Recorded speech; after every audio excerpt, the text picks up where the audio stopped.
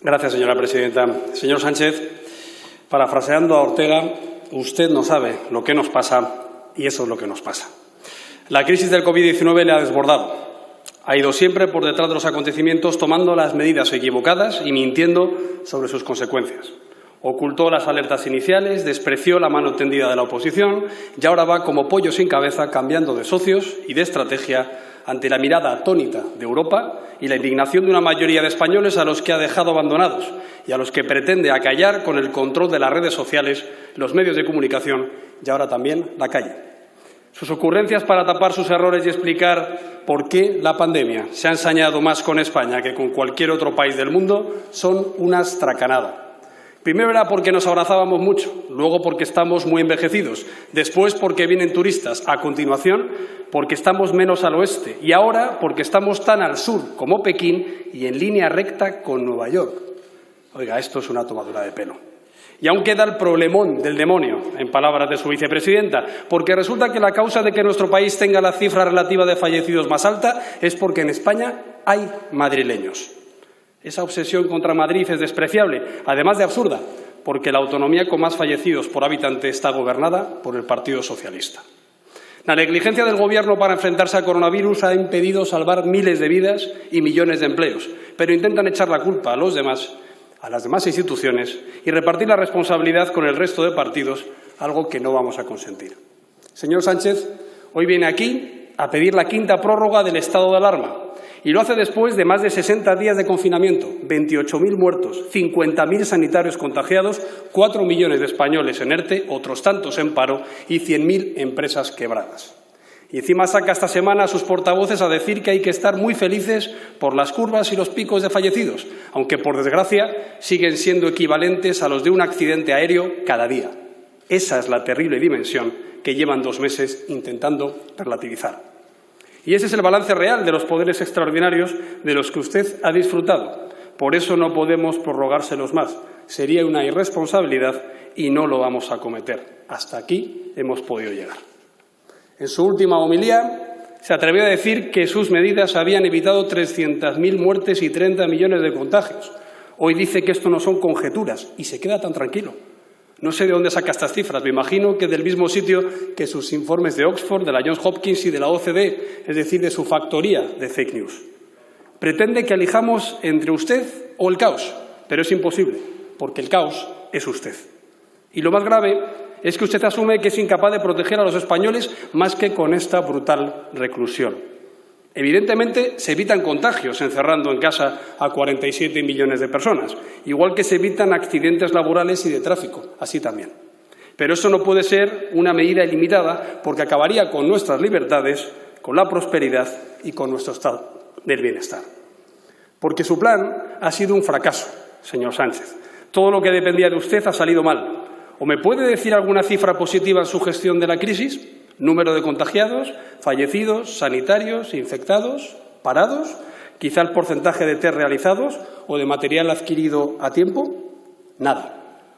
Que hoy ponga de ejemplo la cancelación del Mobile World Congress ya es el colmo. Precisamente fue su Gobierno el que se opuso a ese cierre y tachó de catastrofistas a los organizadores, aunque ya tenían las alertas de la OMS y la UE en su poder. Pero en su universo paralelo, usted lo hace todo bien. Ya sabemos que es usted perfecto y que no comete ningún error. La culpa es del PP, de los ricos, de los bulos, de la prensa, de los mercados, hasta de la geografía. Todo es una conspiración que hace que ese virus derechista y burgués se cebe con España para poner a prueba al mejor presidente de la historia mundial. Pero su problema es que ya nadie le cree. Como en el cuento hace tiempo que alguien gritó que el rey iba desnudo y ya no hay propaganda ni mitin televisado que le consiga disfrazar. Su problema no son las caceroladas, que bien que las organizaban ustedes contra el jefe del Estado. Ni tampoco las protestas en Núñez de Balboa, ni en otros tantos barrios donde los ciudadanos tienen el derecho a criticar y el deber de hacerlo en condiciones de seguridad. Su problema está en Aluche y en las colas kilométricas para pedir una bolsa de comida, como sucede en tantas asociaciones y parroquias de España. Su problema es la ruina que sus políticas están ocasionando y que pretenden tapar enardeciendo una supuesta lucha de clases que quedó sepultada bajo los cascotes del muro de Berlín hace ahora 30 años. Esa estrategia de estratificación social es irresponsable, pero además no le conviene a un Gobierno que encarna la nueva izquierda caviar. Ha incumplido sus propias normas frente al nepotismo y su palabra de no nombrar personas que usaran instrumentos societarios para eludir impuestos, como hicieron hasta 5 de sus ministros y 2 de sus secretarios de Estado. Si vuelven por Tetuán o por Vallecas, podrán ver que muchos de sus vecinos piden libertad y oportunidades, no una mordaza, ni siquiera un subsidio, sino un sistema en el que puedan volver a ser dueños de su futuro con su esfuerzo y con su tesón. El mejor escudo social es el empleo, y la forma de no dejar a nadie atrás es avanzar todos a la vez, no quedarse todos parados. Abandonen ya esas ensoñaciones peronistas que diluyeron ayer varios países e instituciones europeas. Esa ingeniería social es pan para hoy y hambre para mañana. El asalto de los cielos siempre acaba en corralitos y miseria, ya sea en Venezuela, Bolivia, Grecia o aquí. Por cierto, condeno los escraches en domicilios particulares, sean de quien sean y a quien sean. Hay líneas rojas que no se pueden sobrepasar y una de ellas es la intimidación y más aún en el ámbito familiar. Y censuro la hipocresía de los que nos los hacían a los demás como jarabe democrático y ahora los critican cuando lo sufren, mientras amenazan con hacérselos a la oposición desde los resortes del poder, lo cual es aún más grave.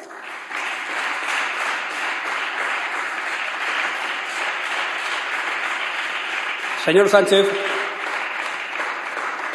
en la negociación de esta prórroga del estado de alarma le está pasando como en el cuento de Pedro y el lobo. Ya nadie se fía de usted.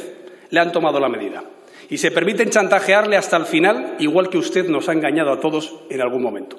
Solo hay que observar el funambulismo de su geometría variable para constatar su fragilidad política y su fecha de caducidad parlamentaria. Ha convertido la aprobación de una excepcionalidad constitucional tan grave en una subasta a la que le llegan las pujas separatistas para recuperar la mesa de partidos y las pujas batasunas para acercar presos etarras. Lo preocupante es que usted depositó la señal esa semana, acercando a 3 etarras, entre ellos al secuestrador de Descló y de Aldaya. Los que buscan la destrucción de España tienen claro que usted siempre da más, pero cada día está más solo y más débil. A todos los líderes políticos o territoriales ya nos ha traicionado o despreciado alguna vez y todos hemos tomado buena nota. Ha perdido toda credibilidad institucional y pierde a borbotones la confianza ciudadana. Cada votación es un suplicio para usted y lo que le reste de legislatura será un calvario. No cuento la fábula del escorpión y la rana porque ya la traje aquí en su investidura y no quiero aludir a ningún otro partido. Pero es evidente que el embuste va en su naturaleza y no puede remediarlo, aunque se perjudique a sí mismo. Aún así, siempre juega fuerte, sin importarle el coste de sus pulsos para los demás. Y así va, de victoria en victoria pírrica hasta la derrota final. Ese coste también es institucional. Durante este estado de alarma, usted ha aprovechado para aprobar un bosque de 210 normas excepcionales. 19 decretos, 113 órdenes ministeriales, 71 resoluciones de ministerios, 5 instrucciones y un acuerdo. Una hipertrofia normativa sin control que es un abuso democrático. Ha impuesto un marco legal a su medida, sin informes del Consejo de Estado, sin tramitación legislativa, sin memoria económica ni debate mediático o parlamentario. Lo mismo hace con las comunidades autónomas a las que informa de sus decisiones arbitrarias por la prensa y oculta las razones técnicas por las que les pasa o no de fase o les da o no financiación para luchar contra la pandemia. Puro despotismo administrativo. Y así, en estos 2 meses, han puesto 1 millón de multas por saltarse el confinamiento usando la ley que llaman mordaza, pero ninguna a los miembros del Gobierno que se han saltado la cuarentena. Se puede identificar a todos los que salen a pasear, pero no a los supuestos expertos que dictan sobre nuestras libertades sin más referencia científica que el pulgar para arriba o para abajo.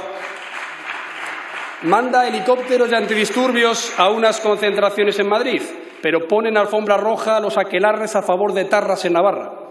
Los que hemos perdido a un familiar estos días no hemos podido despedirle, pero ayer se permitió el funeral multitudinario en Córdoba del líder de Izquierda Unida. Suspenden todo trámite administrativo y cierran el portal de transparencia, pero no la entrada de su vicepresidente al CNI ni el nombramiento a dedo de otros 26 cargos políticos. Ya no disimulan ni en el CIS. Si ya fue un escándalo que en la anterior preguntaran si los ciudadanos tenían derecho a criticar al Gobierno, ahora preguntan si la oposición podemos hacerlo. Como le preguntaría a Patxi López ¿pero usted sabe lo que es una democracia? En estos 2 meses ha tenido tiempo y presupuesto para hacer 2 encuestas electorales debidamente cocinadas, en lo que ya roza la malversación de caudales públicos a favor del partido del Gobierno, pero solo ha sido capaz de hacer una de las 3 oleadas necesarias de la encuesta de seroprevalencia. Y con todo esto, todavía pretende que le apoyemos esta prórroga de un estado de alarma que ya es un agujero negro para nuestras libertades públicas. Señor Sánchez, después de apoyarle 2 meses y 3 prórrogas sin pedirle nada a cambio, hace 30 días y otra vez hace 15 días le avisé responsablemente de nuestro cambio de voto, siempre con 2 semanas de anticipación para que usted pudiera también hacer su propia desescalada hacia la normalidad democrática. Nuestro grupo y otros le pedimos un plan B, pero hoy vuelve a traer aquí su fallido plan A y casi multiplicado por 2, si no hubiera tenido que darle el enésimo bandazo y volver a dejar en agua de borrajas las resoluciones de su Consejo de Ministros. El resultado es el plan D de siempre: deuda, déficit, despilfarro, desempleo y depresión. Esa es su vieja normalidad, la de 1996, la del 2011 y la de hoy.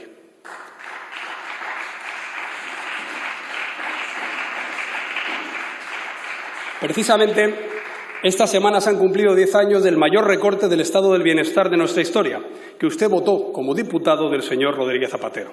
Congelación de las pensiones, bajada del sueldo de los funcionarios y reducción drástica del presupuesto sanitario, social y de inversiones públicas. ¿Se acuerda? Parece que el socialista es el único gobernante que tropieza con la misma piedra no 2, sino 3 veces. Y una década después, la historia se repite. La ocultación de la realidad con los brotes verdes o la V asimétrica.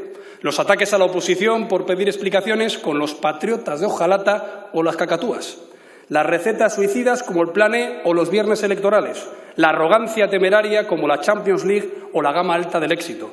Hasta su rifirrafe con Francia es un déjà vu de entonces. Y es que sus previsiones económicas no se las cree nadie, ni la Comisión Europea, ni el Banco de España, ni la AIREF. Con un hundimiento del PIB de más del 10%, ¿pretenden que nos creamos que los ingresos caerán solo el 5%? Para que se hagan una idea de esta broma.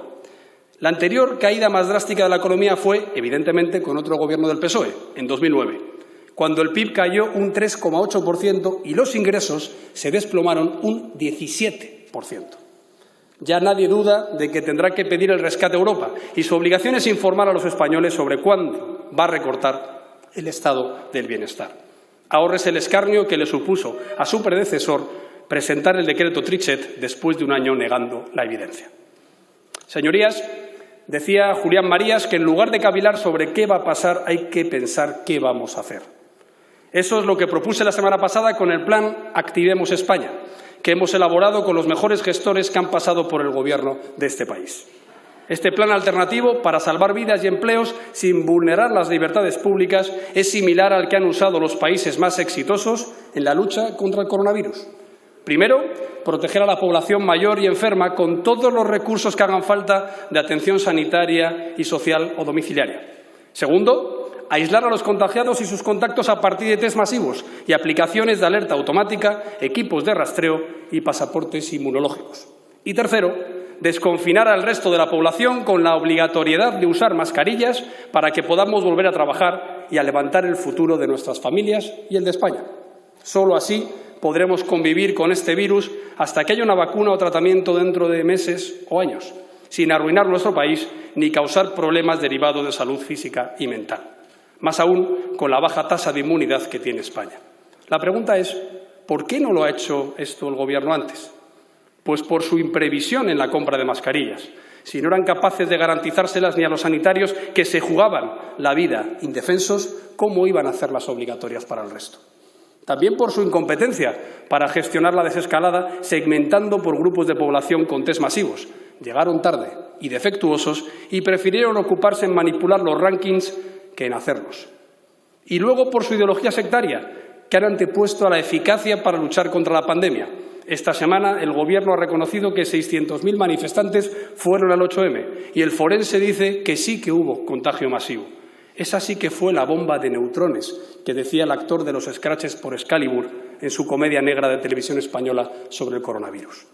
Señor Sánchez, No sé si usted está dispuesto a pactar algo en la Comisión de Reconstrucción. Lo dudo al ver que ha puesto de vicepresidente a un comunista abogado de las FARC. Pero nosotros sí hemos propuesto que acordemos allí un pacto de Estado Cajal por la sanidad, la atención a los mayores y el impulso de la investigación y la industria sanitaria española. Al igual que se hizo con el Pacto de Toledo y las pensiones, creemos que hace falta estabilidad política para garantizar la adecuada financiación de la sanidad y la adaptación de nuestro excelente Sistema Nacional de Salud a la lucha contra las pandemias. Para ello, proponemos medidas como reforzar la atención primaria, domiciliaria, telefónica y telemática, así como crear un depósito centralizado de material de protección y un pool nacional de personal de refuerzo. Además, planteamos la constitución de una Agencia Nacional de Salud Pública y Calidad Asistencial, con representantes permanentes de todas las autonomías bajo el mando de un representante estatal que contaría, además, con una unidad especializada de seguimiento y prevención de pandemias. Señorías, en materia económica, proponemos un plan para evitar el rescate y los recortes sociales a los que nos dirige este Gobierno como un coche sin conductor, cuesta abajo y sin frenos. Necesitamos recuperar la reputación de nuestro país después de las falsedades remitidas a Bruselas que han erosionado nuestra credibilidad Casado, al incumplir nuestros compromisos de terminar, pleno por favor. crecimiento económico. Gracias. Con 18 millones de españoles percibiendo un sueldo o prestación pública y solo 11 millones de ocupados en el sector privado, la sostenibilidad del estado del bienestar está en riesgo. Y eso no se arregla con una subida masiva de impuestos como propone su Gobierno. Hay que poner en marcha un nuevo ciclo reformista, paralizado durante años, para recuperar competitividad y flexibilidad y volver a atraer inversión exterior con seguridad jurídica, certidumbre fiscal y reducción de los costes laborales y burocráticos. Lejos de las actuales políticas de despilfarro estructural, hay que fijar un marco que ayude a los empresarios y autónomos a crear empleo suficiente para todos, que además permita pagar los impuestos necesarios para sostener las pensiones, la sanidad, la educación y los servicios sociales. Para paliar los estragos de la crisis, proponemos pagar de inmediato los ERTE pendientes y ampliarlos hasta fin de año, igual que la prestación por cese de actividad de autónomos. Y crear contratos bonificados para incorporar a trabajadores despedidos por la crisis del COVID-19. Planteamos también incrementar la liquidez para autónomos y pymes, que estiman que necesitan el doble de lo autorizado por el Gobierno. También se debe ampliar la tarifa plana para autónomos y exonerar de impuestos a las empresas nuevas o reabiertas tras quebrar este año.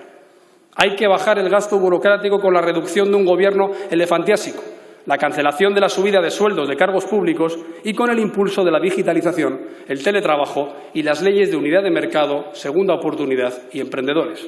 Y además, hay que realizar planes específicos para los sectores más afectados, que es justo lo contrario que está haciendo el Gobierno. La vicepresidenta cuarta ha demonizado la automoción y luego a los hosteleros diciéndoles que si no quieren, que no abra.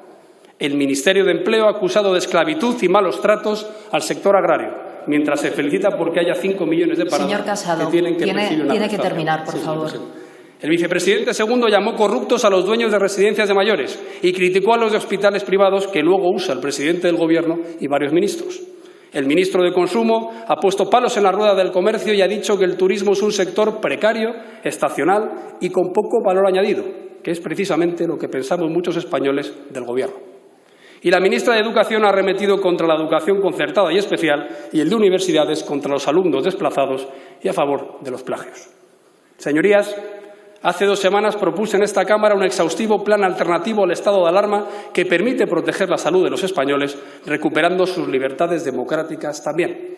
Una especie de desescalada jurídica de la excepcionalidad constitucional a la legislación básica en vigor, como ya han hecho los países de nuestro entorno. Tal y como dictaron la presidenta de la Comisión y del Consejo Europeo, el comisario europeo de Justicia ha advertido que hay que realizar intervenciones más específicas en lugar de estados de alerta tan amplios y que hay que volver a la base que nos ofrecen nuestros valores fundamentales, al sistema de controles y contrapesos habitual para que los ciudadanos puedan gozar de nuevo de sus derechos. La semana pasada la Unión Europea volvió a pedir a los Estados Señor Casado, le pido por favor que termine la intervención. Reemplazar los estados de alarma por medidas menos intrusivas e invasivas para el Estado de Derecho. Y el último informe del Parlamento Europeo señala que, con la excepción de España, los países han optado por medidas legislativas urgentes ordinarias. Por eso, proponemos que el mando único sanitario se aplique con la Ley General de Sanidad de 1986, la Ley de Cohesión de Calidad del Sistema Nacional de Salud del 2003 y la Ley General de Salud Pública del 2011, como ya se hizo en la crisis del SARS y del ébola. Esto es lo que ha hecho Alemania en esta crisis. No olvidemos que el artículo 117 de la Constitución y la Ley Orgánica de 1981 no permite al estado de alarma más que la limitación de circulación en horas y lugares determinados. Para limitar la movilidad internacional se puede hacer vía decreto, como hizo el Gobierno antes del estado de alarma con los vuelos a Italia y, por cierto, también con las reuniones multitudinarias o espectáculos culturales y deportivos. Para limitar la circulación intraprovincial se puede hacer con la jurisdicción contencioso administrativa, como sucedió en varias localidades antes también del estado de alarma. Y para limitar la circulación interprovincial se puede aplicar la Ley del Sistema Nacional de Protección Civil y la Ley de Seguridad Nacional del año 2015. Si se quisiera aprobar un decreto específico como ha hecho Italia, se podría orientar su contenido hacia el reglamento sanitario de la OMS y del Convenio Europeo de Derechos Humanos. Y si se quisiera apoyar en una ley orgánica, como ha hecho Francia, puede aplicarse el artículo 3 de la Ley Orgánica de Medidas Especiales en materia de salud pública del año 86 y modificarlo por vía de urgencia y lectura única en un plazo de 15 días, en base al artículo 93 del Reglamento del Congreso.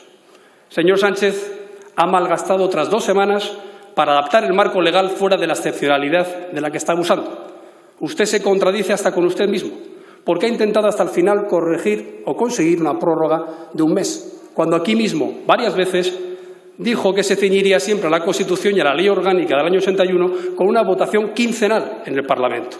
Como decía Felipe González, rectificar es de sabios, pero hacerlo todo el tiempo es de necios. Señor Casado, tiene que terminar, por favor. Tiene que terminar ya. Y no ser controlado por el Parlamento hasta septiembre, es decir, permanecer 3 meses más con poderes excepcionales. Está usted regulando derechos fundamentales, como el de reunión, el de circulación, el de manifestación o el de libertad religiosa a través de órdenes ministeriales. Y eso es una aberración jurídica que denota el escaso respeto que tiene usted por el Estado de Derecho. Señorías, la pasada semana celebramos el 70 aniversario de la Declaración que basa la construcción europea. Schuman decía que la libertad solo asusta cuando se pierde la costumbre de utilizarla. Quizá es eso lo que ustedes pretenden, estabulando a la población y generando una especie de síndrome de Estocolmo por el cual debemos agradecer la libertad condicional que nos conceden para salir en las franjas y condiciones que deciden arbitrariamente, hasta el toque de queda de las 11 de la noche. Señor Sánchez, usted ya ha sobrepasado los límites en un abuso insostenible de la excepcionalidad constitucional. El Estado no es usted, por mucho que su maquinaria de propaganda le compare con el rey Sol.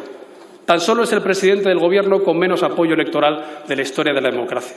Quizá por ese delirio de grandeza usted reclama un estado de alarma indefinido que limita las libertades democráticas de los españoles, pero ya no puede ocultar que existe un plan alternativo para garantizar la salud sin arruinar la economía ni vulnerar el Estado de Derecho y nuestras libertades. Usted decía que no había un plan B, pero se lo hemos dado entero. Y acabo ya, señora presidenta. Tenemos que activar España para devolver la esperanza a millones de jóvenes sin trabajo y la tranquilidad a nuestros padres y abuelos sin dejar hipotecados a nuestros hijos y nietos. El mañana está en nuestras manos. Hay luz al final del túnel. Y el PP siempre estaremos al servicio de los españoles para salir de esta crisis. Somos capaces y lo conseguiremos. El Gobierno ha sido superado por la crisis, pero los españoles la superaremos a pesar del Gobierno. Esa España de los balcones que vuelve a levantar la bandera de la libertad, de la defensa del bienestar, de la prosperidad y de nuestro futuro como nación. O sea, lo que su Gobierno es incapaz de hacer, señor Sánchez. Por una vez, piense en el interés general en vez de pensar en el suyo propio y cambie el rumbo para evitar el naufragio. Después de 2 meses otorgándole los máximos poderes que nunca se habían dado desde la oposición al Gobierno, su balance de gestión de esta crisis es un erial. Suya es toda la responsabilidad, pues no ha querido contar con nadie en ningún momento. Por eso se le recordará, y la historia, al contrario de lo que decía su admirado Castro, no le absolverá. Muchas gracias. Gracias, señor Casado.